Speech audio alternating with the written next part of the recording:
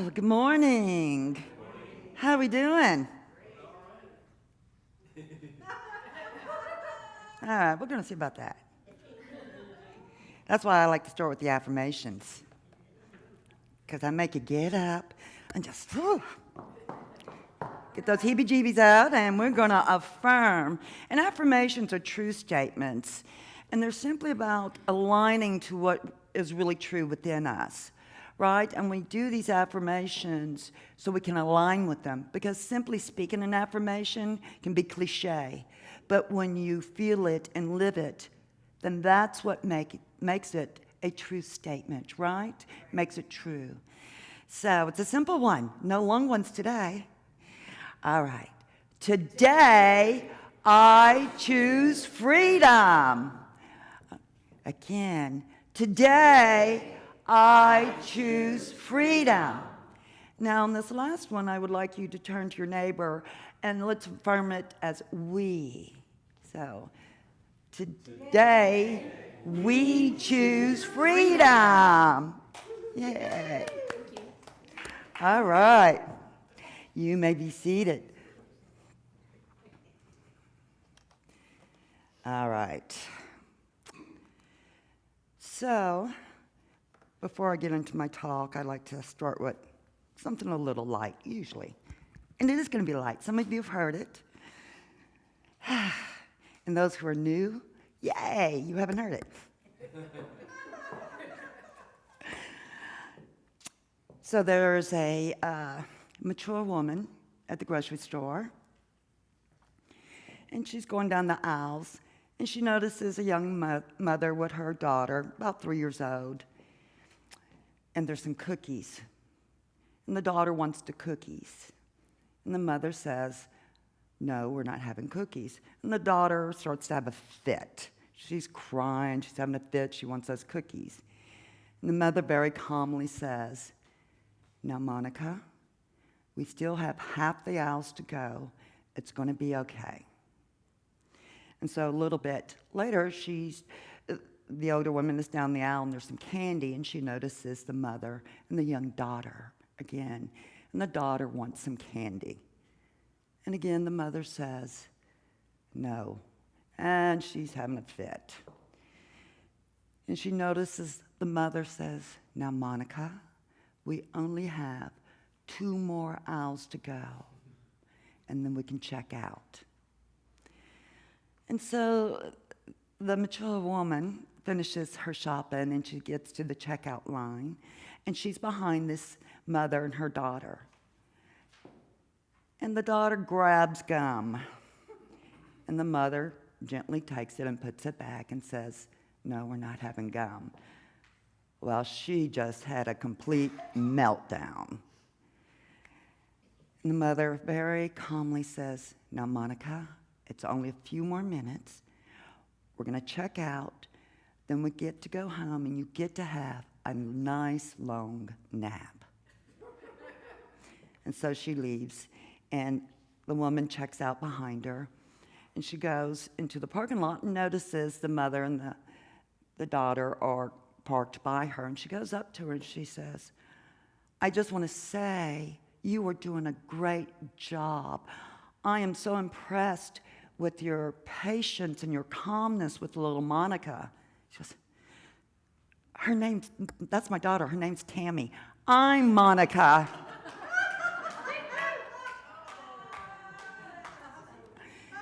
You felt that way lately? Yeah. So I can feel it sometimes. You got to talk to yourself because, things get crazy and, yeah. All right. 4th of July is coming up. This Friday, we'll be celebrating. There'll be picnics, parades, protests. And it represents freedom. It represents our independence from a tyrannical king. Now, it didn't represent freedom for everyone, though, did it? We know that because we just celebrated Juneteenth. And this is when the enslaved in Texas found out 2 years later that they had been freed. But what is the essence of freedom? Really, what is the essence? So what does it mean to be free? Not just as an individual, but as a collective that is called to embody God's love in the world. What does that mean? You know, freedom is a fundamental human right. We know that. Yet it's much more than that absence of external constraints, right? This is what we study here, we teach here, we practice. It is the ability to think, act, and live authentically.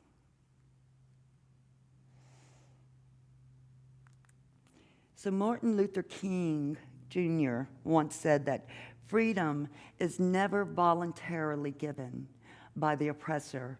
It must be demanded by the oppressed.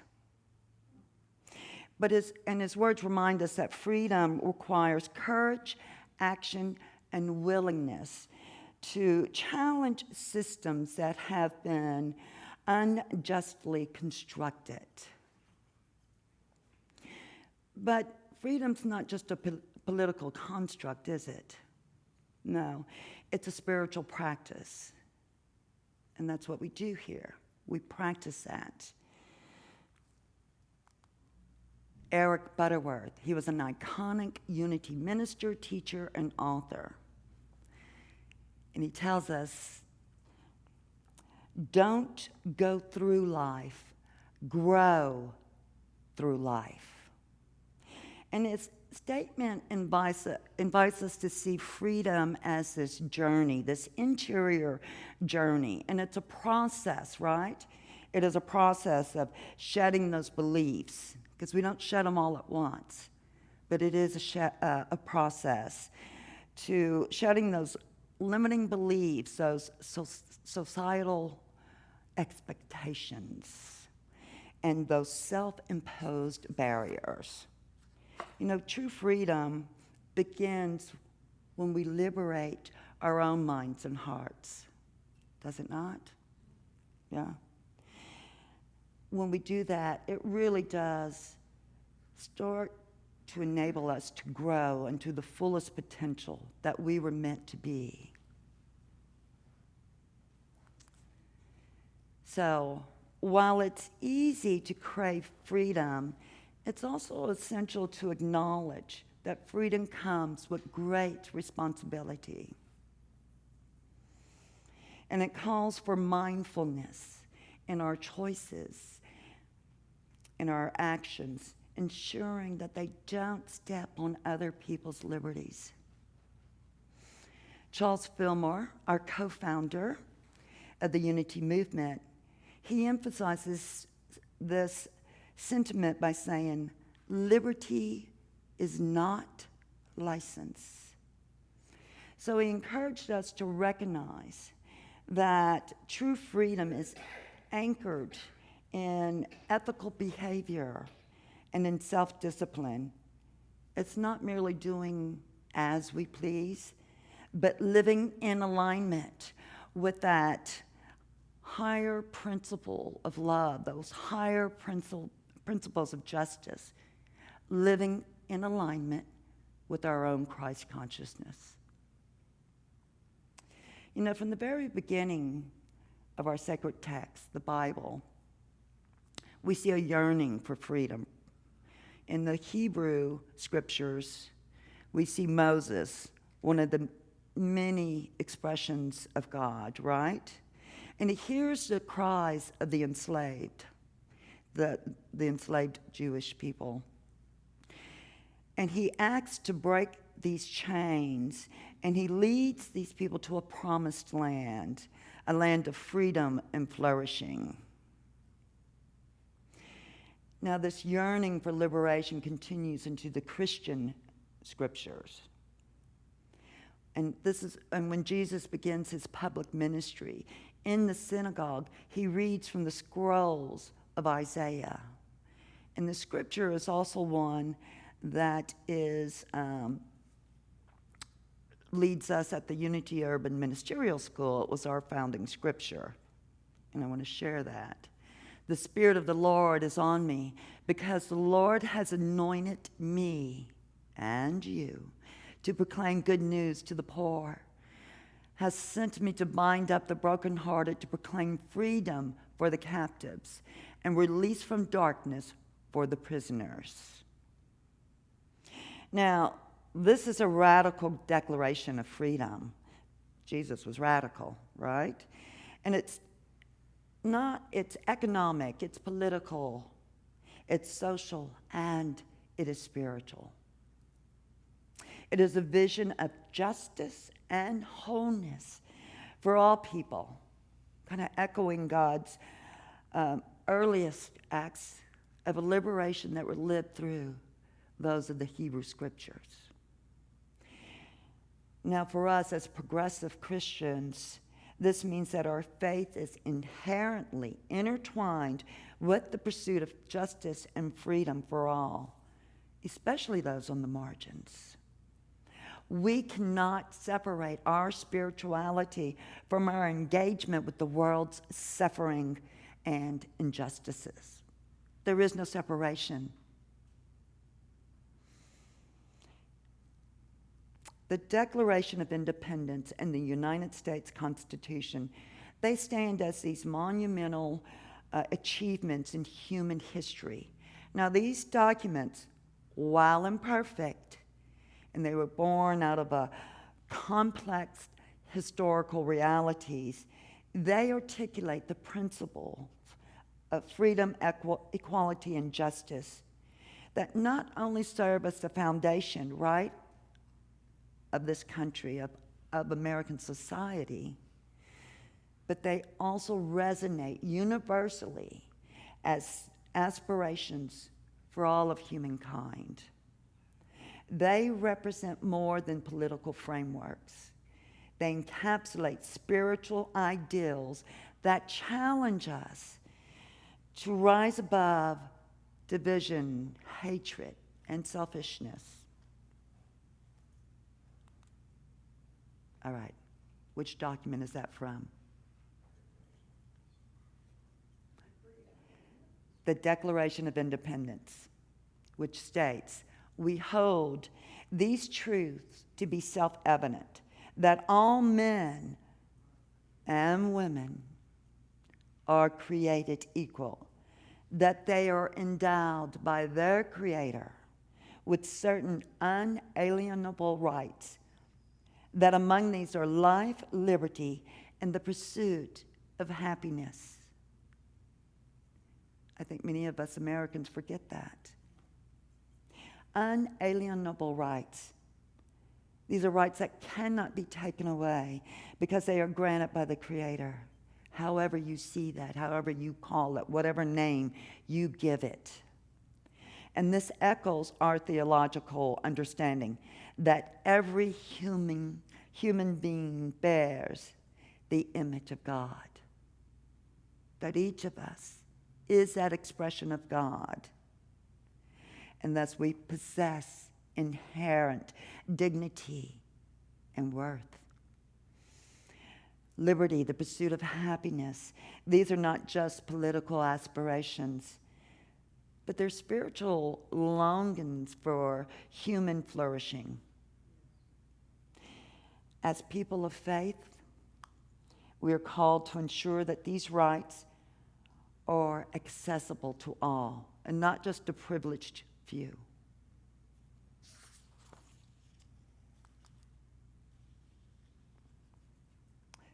The U.S. Constitution, it seeks to establish the framework for society where these rights might be protected.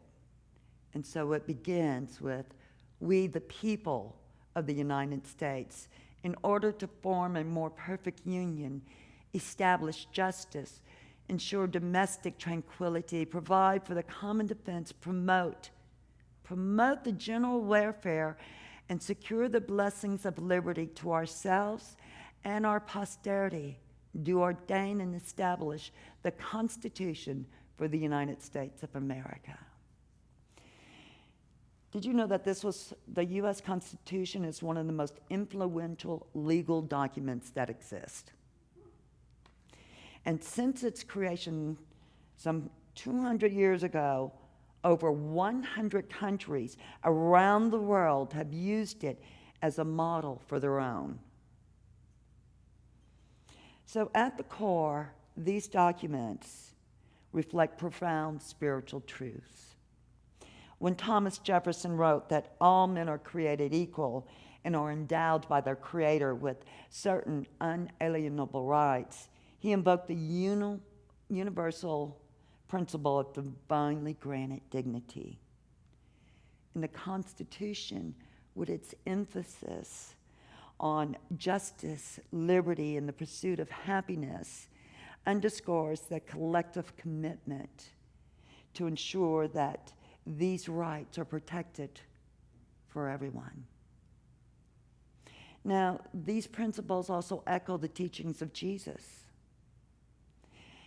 and spiritual luminaries across cultures, ages, and religions. Whether they're found in the sermons of Martin Luther King Jr., or the meditations of Mahatma Gandhi, or the wisdom of ancient philosophers, the ideals of equality, justice, and liberty form the bedrock of spiritual growth and human connection. You know, they remind us that the governance of a nation is not separate from the moral and ethical stewardship of humanity. You know, while freedom is a cornerstone of both these documents, it's paired with responsibility, a truth that resonates deep on a spiritual level. In the Declaration of Independence, the fight for freedom was a fight against tyranny, proclaiming that true liberation requires steadfast courage and sacrifice. And the Constitution builds on that idea, kind of weaving the fabric of the responsibility into freedom through what? Checks and balances, right? Through laws, through the rights that it affords every citizen. Similarly, spiritual growth requires that balance between personal liberation and collective responsibility. Because freedom without compassion or accountability leads to chaos.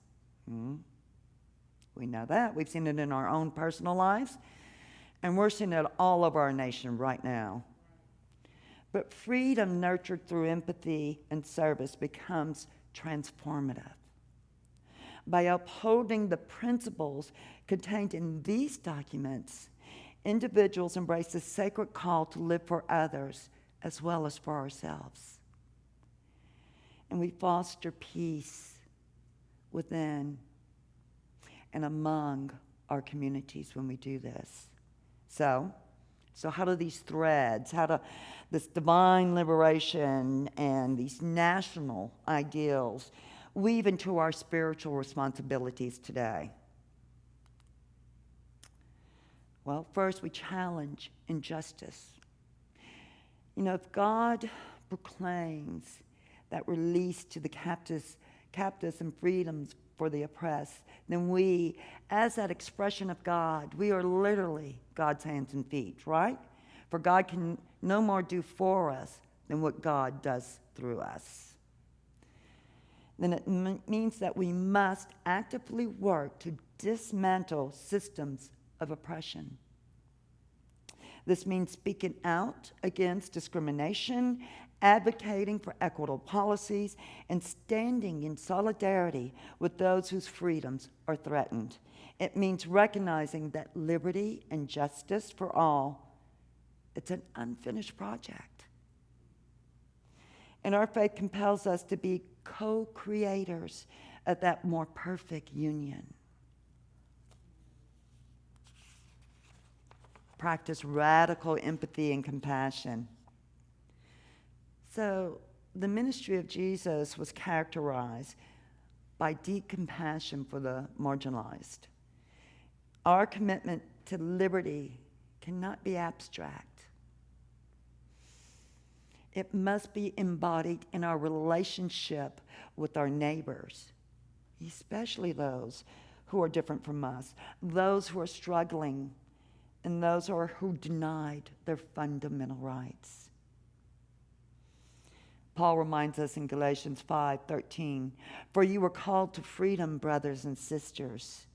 Only do not use your freedom as an opportunity for self-indulgence, but through love become enslaved to one another." So true freedom, paradoxically, is found in loving service. Steward our democracy. The ideals of the Declaration and the framework of the Constitution provide a pathway, however flawed, and it is, for self-governance and the pursuit of a more just society. And our spiritual responsibility includes active participation in civic life, voting. Those local elections, those are our bedrock, people. Those are so important. Engaging in thoughtful discourse, participating in classes, holding our leaders accountable, all of them, and working to strengthen democratic institutions. This is not about blind allegiance, but about faithful engagement with the tools we have to promote the general welfare and secure those blessings of liberty. And there are so many ways to do that. There are so many organizations. We support IACT, which is the Interfaith Action Council of Texas. There's 5 calls to call your representatives in Congress on numerous issues. And if you've never done it before, they give you a script. Moms Rising, they do trainings online. Immigration Alliance for Justice and Equity, and on and on and on. There are literally hundreds and hundreds of organizations that are doing the work. So there are many ways we can support. Cultivate a prophetic imagination. So the prophets of old constantly challenged the status quo, envisioning a world transformed by God's love and justice. And we're called to similar courage, to imagine a society where dignity is universal, where resources are shared, and where the least among us are truly cared for. This prophetic imagination fuels our hope, and it directs our actions. It pushes us beyond what is to what could be.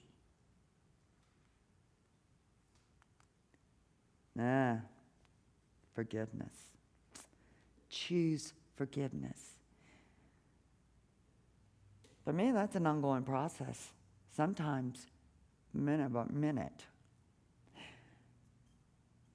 Being willing to release those grudges and resentments, finding peace within yourself and extending it outward to others.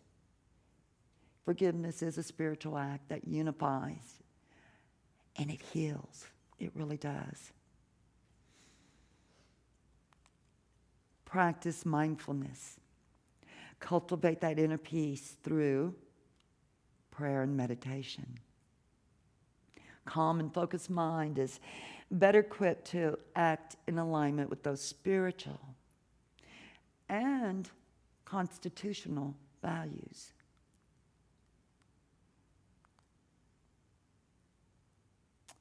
Be a light. Be the light. Lead by example, embodying kindness, love, and compassion. in your daily interactions. Inspire others to join in the pursuit of world peace, freedom, and unity. Now, freedom is not a destination. It's a journey for each of us. It is a constant unfolding. It's a daily choice to align our lives with God's liberating love. It demands courage, compassion, and a commitment to justice. Our faith calls us to be active agents of freedom in the world. And let us remember these words of the Declaration of Independence, the aspirations of the Constitution, and above all, the liberating spirit of the Christ within each one of us. Now, in closing, I want to share this poem. This poem, I think I've shared it before here. It is The Hill We Climb. How many are familiar with that? This poem was written by Amanda Gorman. She was the youngest and the first U.S. National Youth Poet Laureate in 2021 to read this poem for President Joe Biden's inauguration in 2021, just days after the January 6th insurrection. And it is a beautiful, beautiful poem. If you've not read her work, I encourage you to read it. This poem was made, she made it into a book. It was banned in Florida, so you know it's a great poem. The Hill We Climb, Amanda Gorman. And you should see her, look her up and see her read this. It's beautiful, so I'm reading it today, in fact. When day comes, we ask ourselves, where can we find light in this ever-ending shade? The loss we carry, a sea we must wade. We braved the belly of the beast. We've learned that quiet isn't always peace. And the norms and notion of what just isn't always justice. And yet the dawn is ours before we knew it. Somehow we do it. Somehow we weathered and witnessed a nation that isn't broken, but simply unfinished. We, the successors of a country and a time where a skinny black girl, descended from slaves and raised by a single mother, can dream of becoming president, only to find herself reciting for one. And yes, we are far from polished, far from pristine, but that doesn't mean we are striving to form a union that is perfect. We are striving to forge a union with purpose. To compose a country committed to all cultures, colors, characters, and conditions of man. And so we lift our gaze not to what stands between us, but what stands before us. We close the divide because we know to put our future first, we must first put our differences aside. We lay down our arms so we can reach out our arms to one another. We seek harm to none and harmony for all. Let the globe, if nothing else, say this is true. That even as we grieved, we grew. That even as we hurt, we hoped. That even as we tired, we tried. That will forever be tied together, victorious. Not because we will never again know defeat, but because we will never again sow division. Scripture tells us to envision that everyone shall sit under their own vine and fig tree, and no one shall make them afraid.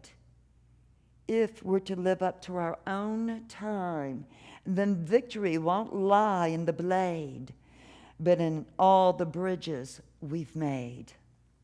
That is the promise to glade, the hill we climb, if only we dare. It's because being American is more than a pride we inherit. It's the past we step into and how we repair it. We've seen a force that would shatter our nation rather than share it, would destroy our country if it meant delaying democracy. And this effort very nearly succeeded. But while democracy can be periodically delayed, it can never be permanently deleted. In this truth, in this faith, we trust. For while we have our eyes on the future, history has its eyes on us. This is the era of just redemption we feared at its inception. We did not feel prepared to be the heirs of such a terrifying hour, but within it, we found the power to author a new chapter, to offer hope and laughter to ourselves. So while once we asked, how could we possibly prevail over catastrophe? Now we assert, how could catastrophe possibly prevail over us? We will not march back to what was, but move to what shall be. A country that is bruised, but whole, benevolent, but bold, fierce, and free. We will not be turned around or interrupted by intimidation because we know our inaction and inertia will be the inheritance of the next generation, become the future. Our blunders become their burdens. But one thing is certain. If we merge mercy with might and might with right, then love becomes our legacy and change our children's birthright. So let us leave behind a country better than the one we were left. Every breath from my bronze-pounded chest, we will raise this wounded world into a wondrous one. We will rise from the golden hills of the west. We will rise from the windswept northeast, where our forefathers first realized revolution. We will rise from the lake-trimmed cities of the Midwestern states. We will rise from the sun-baked South. We will rebuild, recounsel, and recover in every known nook of our nation, in every corner called our country. Our people, diverse and beautiful, will emerge battered and beautiful. When day comes, we step out of the shade of flame and unafraid. The new dawn balloons as we free it, for there is always light. If only we're brave enough to see it. If only we're brave enough to be it. Thank you.